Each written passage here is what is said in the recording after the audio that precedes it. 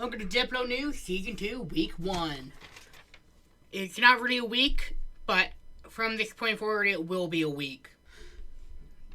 We're kicking this off with the Iran war that is currently ongoing. It began when the United States struck Iran, as seen in this map in blue. This is up to the 9th of March. And Iran retaliated, they're red. Shortly after each of them, the international community hated them.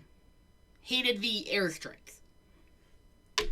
And I think it was on the 2nd of March. It was Iran closed the Strait of Hormuz. A couple tankers lit up like a Roman candle. And as such, this is Brent crude. One of the main things experts use to track the price of oil. You can see that right here is where the Iran war began. And immediately afterwards, this was when they closed Strait of Hormuz. And just so you know, this is $70 per barrel, which is already kind of crazy. It went up to 100. And on the United States airstrikes,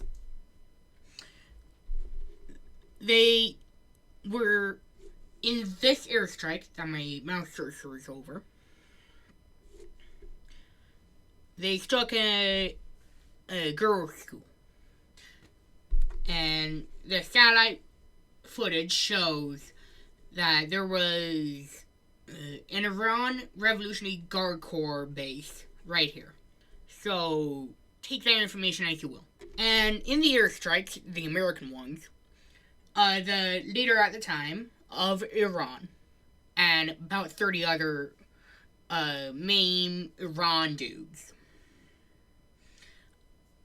all of them were murked. All of them. And again, the leader of Iran at the time, Ali Khamenei, the Ayatollah, or Supreme Leader, pick however you prefer, he got murked on the same day that the airstrikes first began. And during my ramble about the Strait of Hormuz, you might be wondering, what is the Strait of Hormuz? Well, this is the Strait of Hormuz. Strait of Hormuz, a lot of oil traffic goes through it. It's about 20 million barrels of oil per day. Every day. That was until the Strait of Hormuz was closed. And the reason why Strait of Hormuz was closed so fast is because there's two lanes. One going in, one going out. And they're 2 miles wide in each direction. And for my European viewers, that's about 3-4 kilometers. And just, you know, the Persian Gulf is bordered by the Iran, the United Arab Emirates, Oman, Saudi Arabia, Iraq, Bahrain, Qatar, and Kuwait. That's 8 nations. All of them produce a vast majority of all the oil in the world. All of them. And Kuwait and Iraq are pretty big producers of it. So is Qatar, the UAE, Bahrain. All of them are currently blocked from exporting oil. Again, for crude oil alone, that's 15 million barrels per day, every day. It dropped by 90%. Dropped by 90%. So it's more like 1, maybe 2 million. I cannot overstate just how important Hormuz is. And the fact that it's been blocked means that gasoline, plastics, clothing, jet fuel, many other items. They cannot be made. They cannot. You like hydraulic fluid? Well, you won't be getting no hydraulic fluid. You like having a working transmission? Well, that needs oil too. All of it relies on the Hormuz Strait. That's 70% of all oil in the world combined. And 90% of that has been blocked. In other news, Pakistan declared war on Afghanistan. This is Defense Minister's tweet. I'll read it out for you. After the withdrawal of NATO forces, it was expected that there would be peace in Afghanistan and the Taliban would focus on the interests of the Afghan people and peace in the region. But the Taliban returned Afghanistan into a colony of India. They gathered terrorists from all over the world in Afghanistan and started exporting terrorism. They deprived their people of basic human rights. They took away the rights of that Islam gives to women. Pakistan made every effort to keep the situation normal directly and through friendly countries. Extensive diplomacy.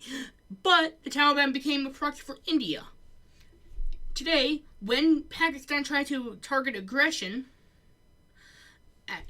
Ali Manduba, I have no idea how to pronounce that, our forces are giving a decisive response. Pakistan's role in the past has been positive. It has hosted 5 million Afghans for 50 years.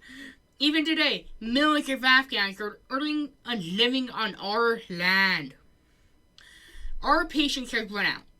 Now, we will have an open war with you. Now, the final will be a match. Pakistan's army did not come from across the sea. We are your neighbors. We know your times. Allahu Akbar. I shouldn't know. I do not know Urdu. So, the translation may be off. But blame that on Twitter, not me. But, about the war, this is Afghan and Pakistan, by the way. It was a few days before the Iran war began. And 4 days after Pakistan airstruck some Afghani militant base. However, very quickly on, because of the war in Iran, which by the way is right next door, it was quickly overshadowed on us. If the war escalates further, I will not be covering it. And on March 8th, about 9 days after Ali Khamenei was murked, Mujibur Khamenei was appointed as supreme leader of the Iranian state. Sources, I will have them in my description.